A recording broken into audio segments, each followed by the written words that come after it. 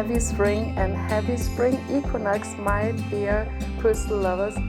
Welcome back to the channel.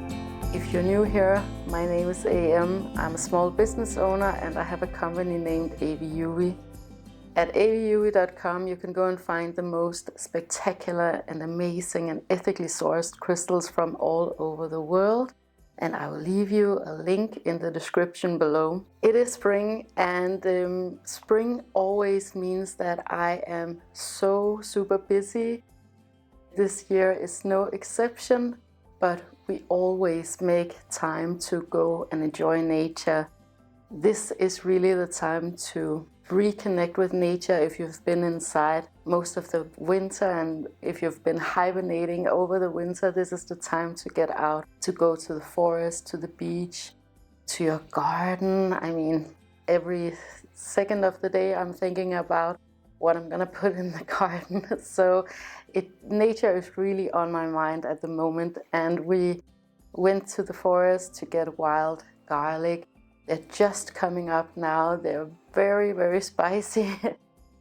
But we got a lot for wild garlic chips. You make them the same way that you would make kale chips. So with a little bit of olive oil and some sea salt. And then we make wild garlic pesto. And I tend to use sunflower seeds for that too, just because I enjoy the taste of it. And it's very affordable too compared to pine nuts. So just a little tip for you. As you can see, the sun is coming and going, and that's because that's spring here in Denmark. Yeah, so we're all waiting to see when the frost is gonna be over so that we can plant out our seeds. And speaking of seeds, maybe you can see back here. Let me just show you. You might remember from the last time we were here that I sowed these little pea seeds for microgreens, and they have grown so much. Of course, I can't take this out or bring it out. It would be way too cold. But we just eat the shoots. So it's a wonderful way of getting microgreens, especially because the seeds were free. It was just dried up seed pods from last year that I left in the garden. So very inexpensive, and they taste just like peas. We're having all of our family over this weekend, so I am gonna set the table with this. I'm gonna take the longest shoots off and just have them in our food. But I think these are so decorative. To be honest with you, I would much rather, if someone came and visited me, I would much rather have this as a hostess gift than a bouquet of flowers. They're so tasty and fresh, and they taste just like spring. So today we're also gonna finally sow the linen wreath or the flaxseed wreath in a pot. Anker and I, there's still a bit of frost over the nights, so I'm a little bit worried about that. I'm sure if you have a garden, you feel the same way at this point too. You want to get out there and get everything in the ground. I think it could be so fun if we could sow the entire wreath and have it grow up in a circle, and perhaps use the flax for a wreath next year or this winter. So it's a little bit of an experiment and a project, and that's the fun part about nature and gardening. It's this collaboration between you and nature. Love it so much. I am so energized, if you can't tell, about spring. Another thing that I'm gonna do today is that I'm gonna tidy up because we're having our family over this weekend. So I thought I'd show you how I decorate with crystals in a more like practical sense. Here in Denmark, it's not that common that you decorate with crystals, but I have a few little tips for you. For example, here in the planthouse, because it's a little bit more traditional than the apartment, what I do often is that I put crystals into bowls, and particularly green glass bowls that I've collected over the years. It's from a brand named Holmegaard, and it's these handmade bowls. So I'll show you that at the end of the video too. And then also we have the launch of Aplakat. So this is a third company that we have, Andreas and I. So I have AVIUVI, he has his company, Assembly, and then together we have a company named Aplakat. Aplakat started out as a poster company and an art company, and it's been in dormancy for, I guess, a couple of years now because we were busy with other things. And now we've taken the plunge, and in addition to all of the artwork, added in a lot of vintage and antiques, and I shared that with you in a previous video. I'm really psyched about it, only because it's something that I have always had an interest in. I've always collected antiques and vintage and these rare finds. So it's really an extension of my personality. So friends and family have come to me and asked me over the years if I was going to resell some of all of these finds that I've found over the years.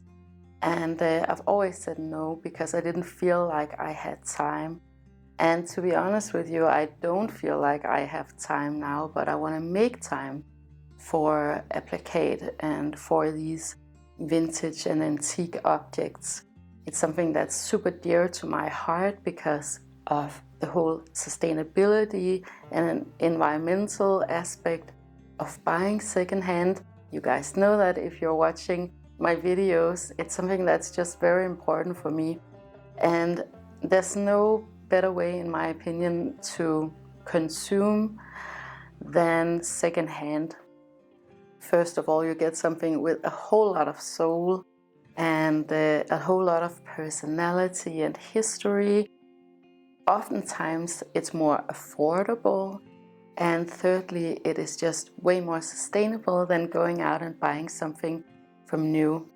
So at the moment I'm just really busy filling up the shop, and I have a few new additions to show you today, because every month on the 1st I have a new drop of new vintage and antiques.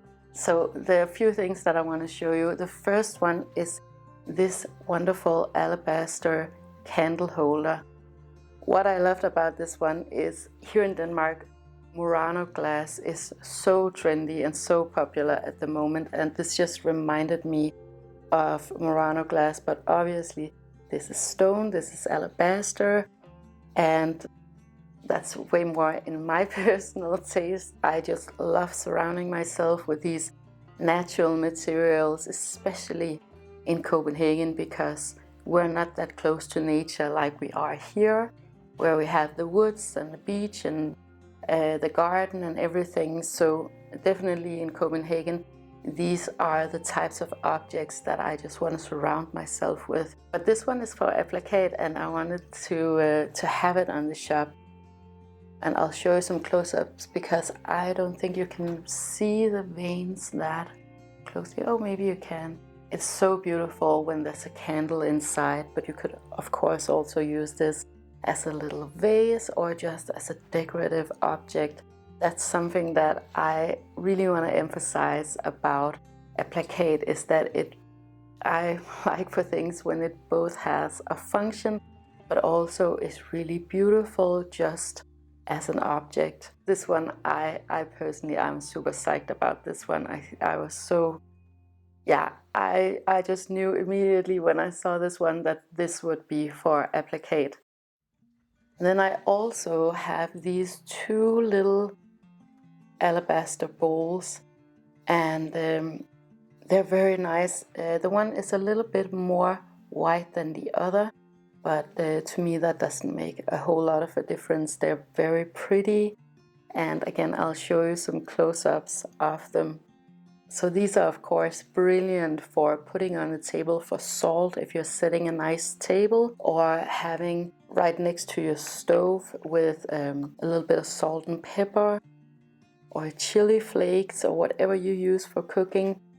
So again, a very practical and functional thing, but also very beautiful and sustainable and a natural material. The third one is really cool too.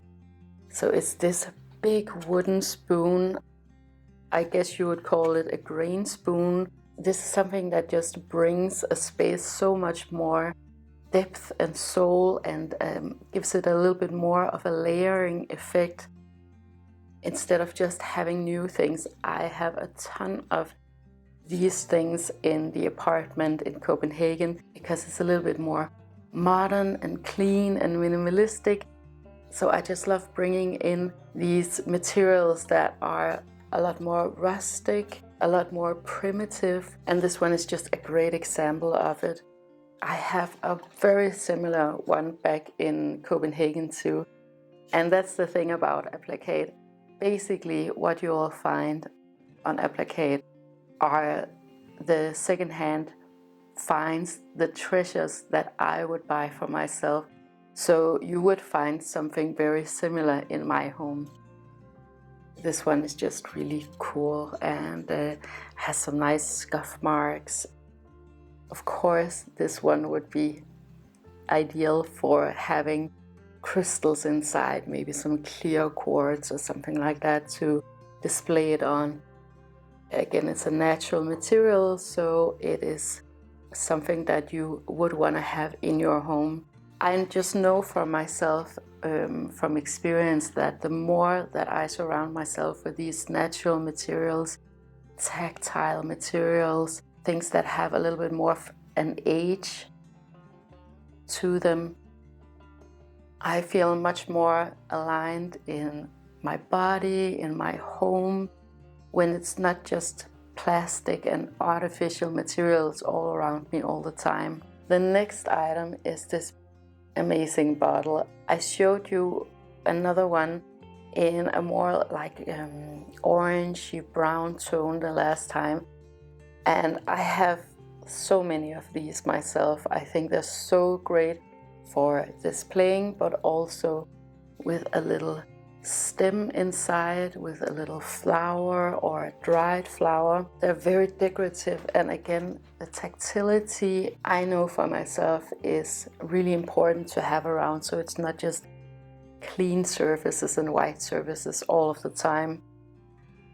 And I love something with a little bit of a history. So the last one for today is this pickling jar, I think you call it.